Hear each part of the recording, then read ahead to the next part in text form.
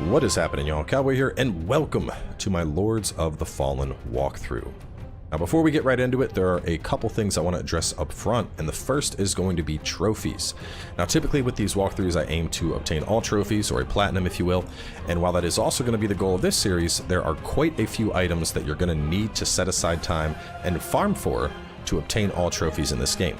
So while the walkthrough will go through everything that you need to do to obtain that platinum, similar to the Dark Souls 3 walkthrough that we did, if you want to get your platinum and you want to get all the trophies, you're gonna end up having to spend time to farm up some stuff. So I want people to be aware of that in advance.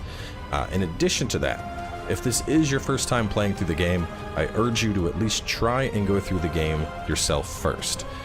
By nature of this being a walkthrough, there's going to be a lot of spoilers, and at certain times we may even be talking about things that are happening later in the game than where we are at a particular time, just because they kind of loop in and it's relevant. And so if it's your first time, I think it's worth at least trying to get through the game and trying to experience it for yourself, just so you don't get spoiled and you can enjoy some of the surprises that the game has in store for you. But with all that being said, let's jump in. Of course, with all the walkthroughs, we're going to be burning through dialogue, burning through cutscenes. I want you to experience all that stuff on your own. We are strictly here to get down to business. And the first piece of business is the starting class. And when it comes to the starting class in Lords of the Fallen, you can really go with whatever you want. I've played strength build, I've messed around with agility builds, I've done some caster builds, and they're all pretty good. But I will say that for the easiest start, you should probably go with an Orient Preacher. Now, the reason being that we're going to have access to spellcast with this, but we can also drop off our spell catalyst and use ranged weapons. So this is essentially going to give us access to double the range potential, as opposed to something like, say, the Mornstead Infantry, where we strictly have our throwing, or like the Ranger, where we're strictly counting on our arrows. We're not going to have a catalyst, but by playing as a caster, we're going to be able to tap into both thrown stuff as well as mana, and that's definitely going to make our approach a bit easier throughout the game. But at the same time, don't feel compelled to have to play this class. Like I said, I've played through this with a couple different classes now and had a lot of fun starting out with multiple classes. But let's change up this dude's hair. We got to do something with the hair on him. Looks like an old preacher dude. All right, we're gonna give him that. We're gonna give him the stash. Let's give him the stash. Let's change up his face as well. This looks very... Oh, there we go. That looks good. That's a good stash. This guy looks like he means business. And he's ripped up. Ripped up for a preacher. I like that. Looks good. And let's get some tattoos on him real fast. We're gonna give him that on his back. We're gonna put some on his legs too. Sure. We'll put this one. I'm just clicking random things at this point. Most of that kind of looks like scars. Okay. Next. There we go. I think he looks good. He's got a great stash. Oh, we should change our name, shouldn't we? Character name can be Fighting Cowboy, and then we will enable the tutorials on as well, just so that we can address them when they come up.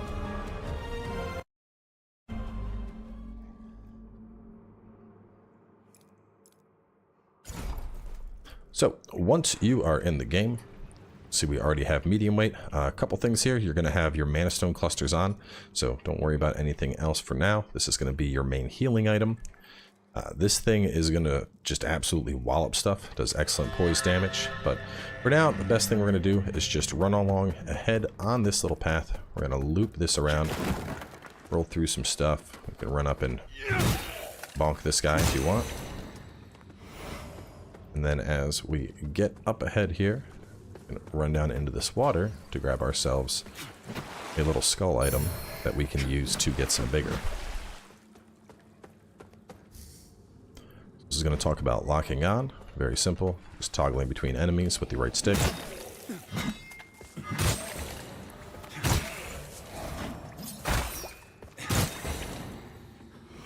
You can already tell me and this hammer are going to be great friends. Once we round this corner, it wants you to try and jump over this gap, but instead we're going to break this and fall into this gap in purpose. And that is going to gain us access to a taint. These allow us to change the coloration on our 4 pieces of armor, so a little bit of fashion souls there.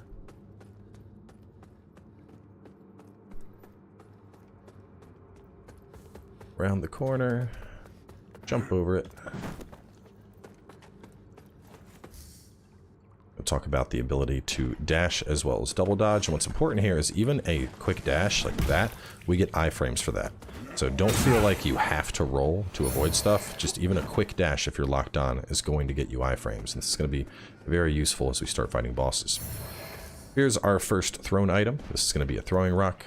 I would suggest putting this, if we take off our catalyst, we can put it in. And the throwing rock is nice to have because anytime we want to knock something out of a tree, we can use that as opposed to using a spell catalyst, and it's only going to cost 1 ammunition. A little tutorial explaining the how ranged works. So we hit Y to select it, it's active, and it went down. We're going to now put on our catalyst, and that's going to bring us back to our spells. This is kind of what I was talking about. As we play through, we're going to find a couple different range stuff besides just the rock. You know, we're going to gain access to hatchets that could cause bleed. We're going to gain access to grenades that could heal. And if we just tap that off, we go to all of our throwing stuff immediately, which is super, super useful. So over here, we're going to enter Umbral. And to do this, we're going to hit down on the D-pad, hold the left trigger, and then press X. Or I guess square if you're on PlayStation. And you can see there are 2 vines going off of this, and what we need to do is locate those vines, and that's going to be what gains access to that door. So since we're already in the Umbral realm, we're not going to be worried about holding up our lantern or anything. We're just going to go through and kill a couple of enemies real fast. This talks about our ability to tap Y in combat to switch between one-handed and two-handed. This can be quite useful for a couple of different reasons. It's basically creating your own combos, if you will. Over here, we can use this to exit from Umbral, which we're going to have to do to pass ahead, so go ahead and pop that.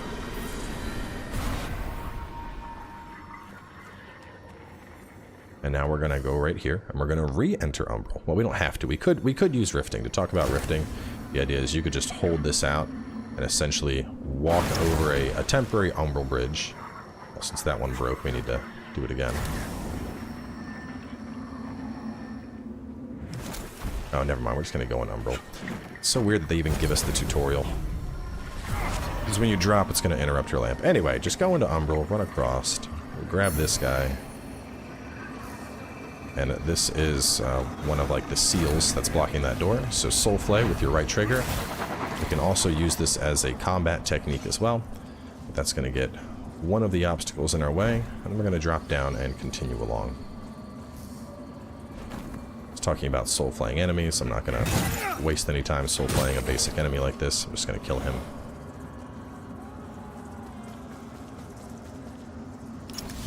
Soul flay again to open the door.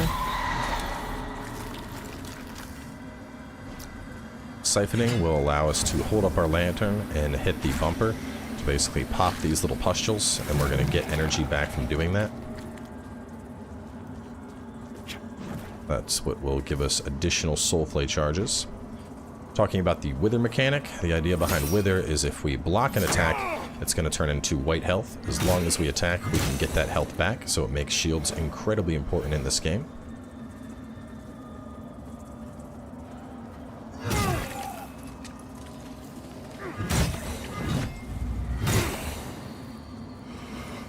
Anytime you see a little aura on one of these things, that means it has a Saintmate Quintessence. This is going to be what increases our healing, so always keep an eye out for those. Not that it's going to matter, because I'll be telling you where they're all at. And now we're going to drop down again.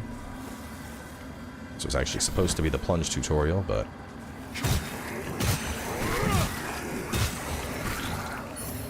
too busy loving my new hammer.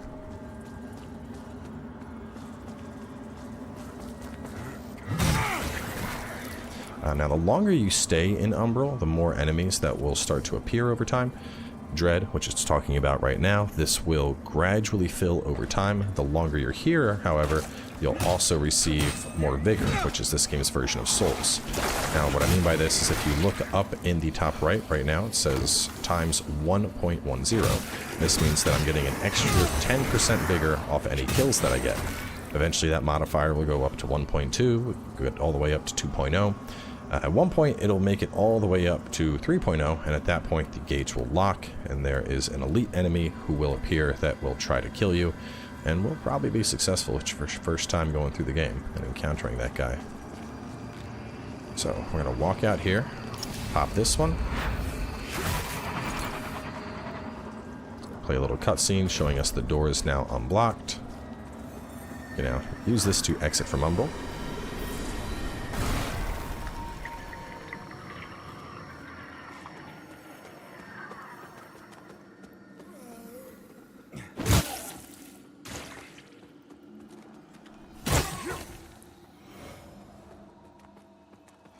I'm going to go ahead and pop this door open.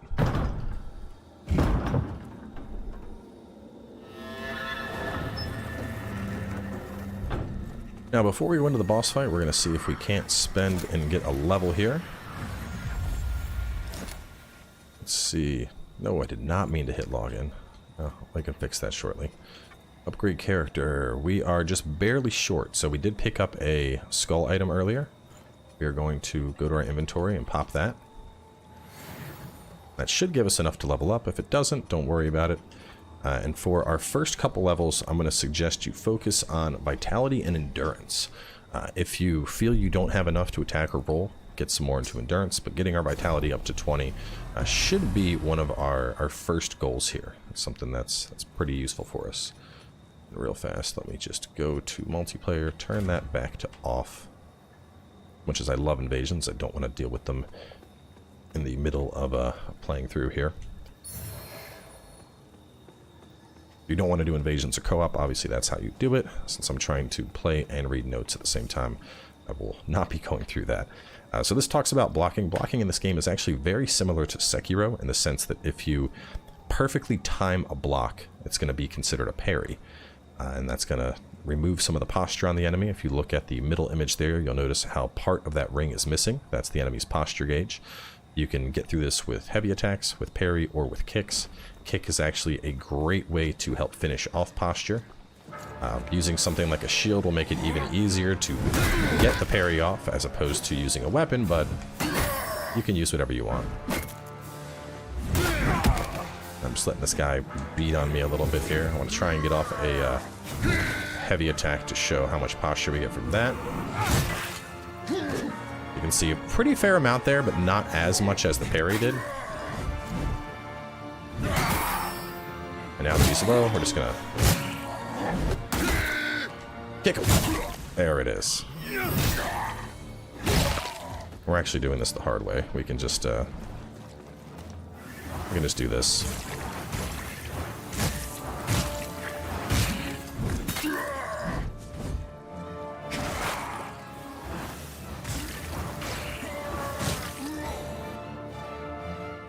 Now this first boss should be pretty easy to kill for you, but once the Light Reaper spawns, honestly, just let him kill you. Now the interesting thing about this enemy is that we're going to encounter this enemy a couple times throughout the game, and we're actually going to let him kill us pretty much every time we encounter him until the last. Now you can certainly kill him before that, you can kill him even now if you're good enough, but the reason we want to wait is there is a side quest tied to killing him at a specific time. And if we don't complete that side quest, we won't gain access to the Dark Crusader class. So pretty much anytime Light Reaper shows up until towards the end of the game, we're just going to flop on over and let him take us out. Small price to pay for the edgy Dark Crusader.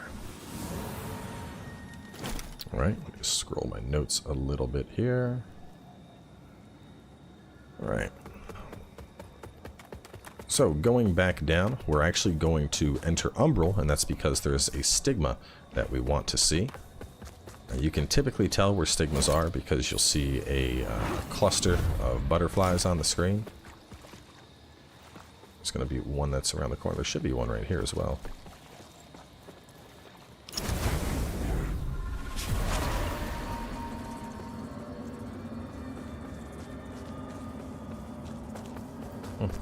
Maybe that's something on New Game Plus then. There used to be a stigma over here. Either way, we still had to go into Umbral. We want to run on over here. It's going to make a right at the start of things. We're going to grab the flayed skin. Now this is actually going to be a, this is tied to that Dark Crusader quest, so just remember this location will be coming back here significantly later in the game. Oh, never mind, I scrolled my notes too far. Well, that's okay. We already went Umbral, so that's fine. We can transition out of this up ahead. So umbral parasites, these protect enemies. We're able to just use the right bumper to basically vacuum it away, and then we can kill this guy with these. Go ahead and pick up. Come on, pick it up. Why are you struggling so much to pick up loot? There we go. We can go ahead and grab this bridge. Then we're going to lock on and do it again.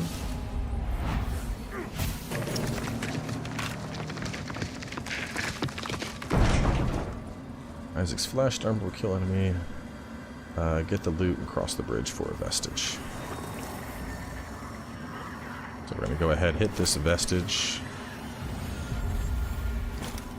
We'll rest on up. And that's going to take us out of Umbral.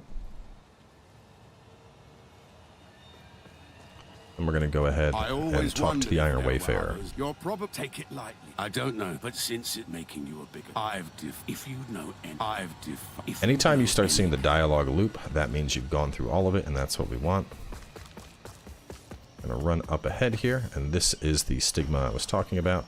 So we're going to go ahead and re-enter Umbral. And you can stand and watch these if you want. I'm just going to grab them and then proceed along. But over here to the left, we have some loot. And then right back here, there's going to be some more loot.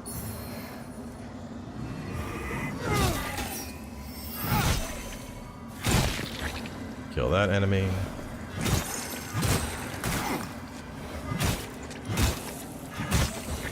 Kill that enemy. Pick up the minor fire salts that it dropped. And we'll get that.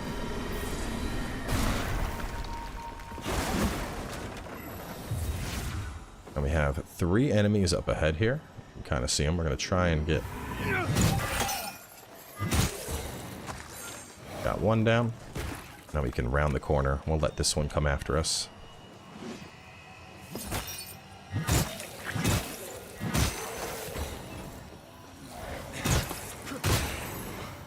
We'll pick up all the loot from them.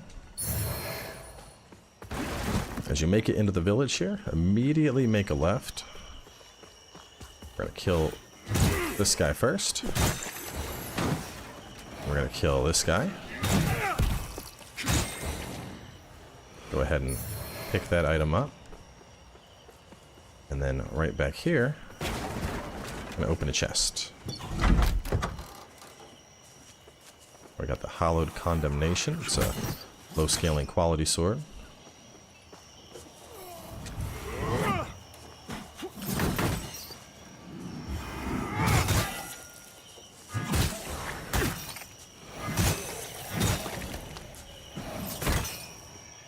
Is super low, and this is exactly why we're going to prioritize healing on up. Now, next thing we want to do is take out this guy from far away. So we're going to should take 2, maybe 3 spells, depending on the class. There we go. That little shing that indicates the kill of the enemy. And then we're going to throw this rock to get that out of the tree, and put our Preacher Catalyst back on. There are a couple more enemies to kill over here, so we're going to go ahead and take them out next. Grab the ammunition pouch and mana stone cluster. I believe there was one more. Yes. There's this one. We're going to have to use our lamp to pull that parasite. Alright. Now, there is going to be an enemy who has already seen us. That is not very fun.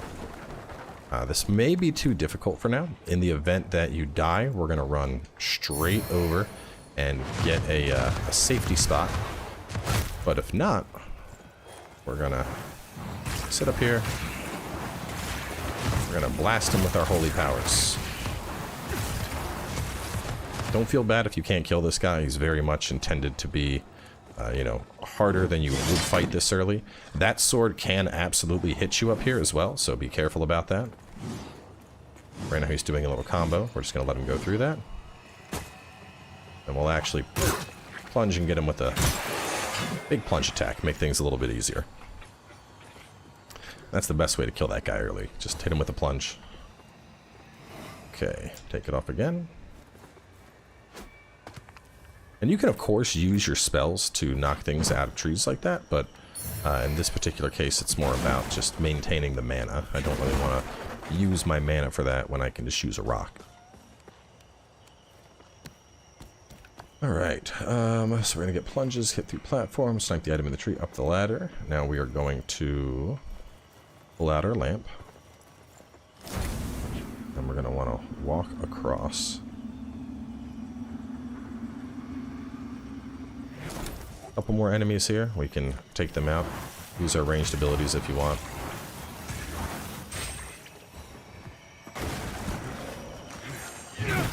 Oh no. Just barely missed that. Pick up the skull, pick up the stick. Another skull. Anytime you see souls, you can use your bumper to basically vacuum them on in, so keep that in mind.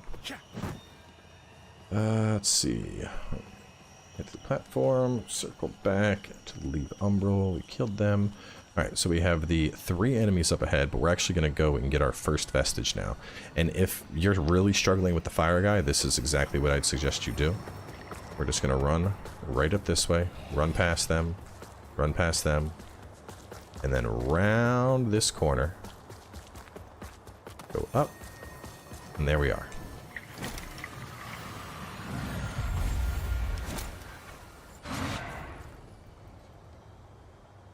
So now that we have a new safety spot, we're going to go ahead and upgrade. As I already mentioned, we're going to be focusing on vitality pretty much exclusively for the time being. We get really good gains up to 20 on that, so that is going to be the focal point. We're going to grab a quick amulet before we continue. We're not going to fight everything that's over here, but we are going to go ahead and throw a rock at that. We're going to run up and grab it. And then we're going to actually enter into Umbral. Now this is a bell door. This will lead us to the Frost region. It's not going to come into play right now, but just be aware of it. Go ahead and yank this. That's just going to create a platform we can drop down to.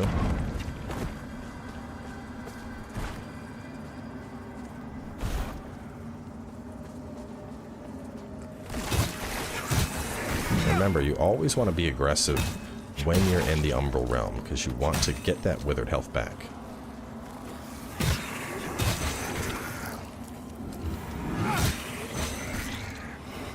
Go ahead and pop that belly. Umbral Eye have betrayed Eliard. Go ahead and get this.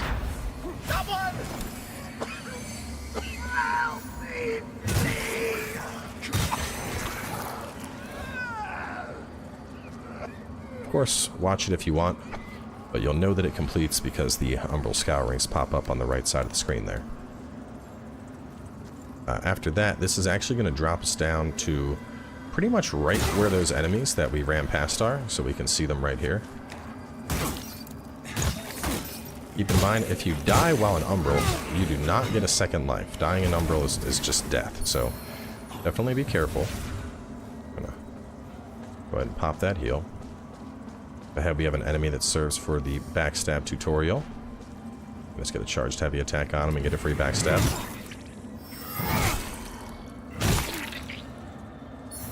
Oh nice, raw mangler axe. Over here we're going to get some berries. You're going to find a lot of these throughout your playthrough, the unripe berries. But I would always suggest having at least one. And the reason for this being that there is a quest later on in the game where we're going to need to have an unripe berry. And so you want to make sure that you at least keep one of those so that you have it when the time comes for the quest.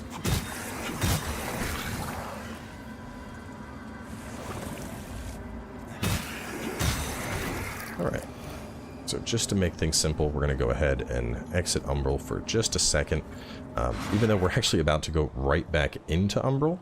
But one of the things is exiting Umbral, it's going to reset that dread meter, and that's nice because we don't want Mr. Scarlet Reaper showing up on us. So we can run up and do a running heavy on this guy. Take him out, and then we'll take care of his friend over here.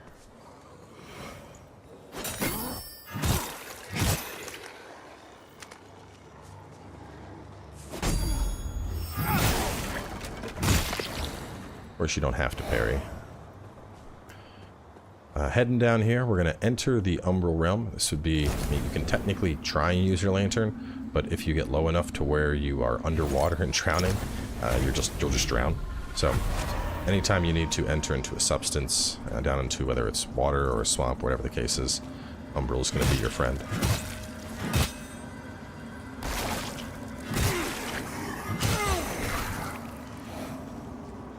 Grab that.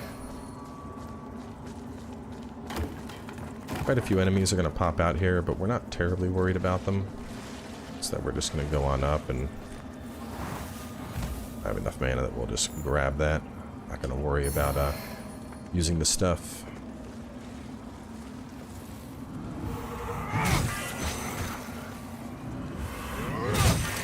You can see how I'm lining these guys up. Just backing up, trying to target the guy that's in the back if they're close enough.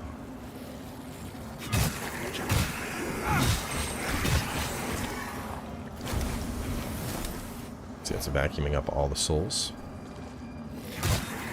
I'm gonna end up calling it souls the whole game. I know it's called Vigor, but I mean, I've called it souls for so long, so even in Elden Ring I called it souls instead of runes. It is what it is in this case. After we get up top here, I suggest kicking this down immediately. Get a little iframes while we're interacting with it, which is nice. Kill him. And we'll exit from Umbral. While you're exiting Umbral, you also have, well, to be honest, you have invulnerability frames on pretty much any action you do. If you are going up a ladder, if you're exiting Umbral, any of that stuff is going to give you access to invulnerability frames. So you can see right there, I went for the parry, but I was unable to get it.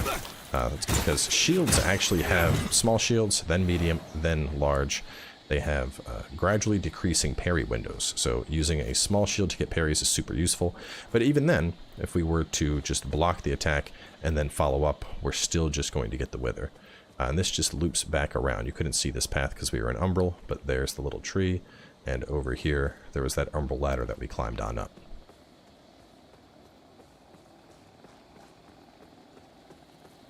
But head on up this ladder. Grab this nice little loot here, and then we will drop on down, and there is the Iron Wayfarer again. You carry the lamp long if you don't make use of thee.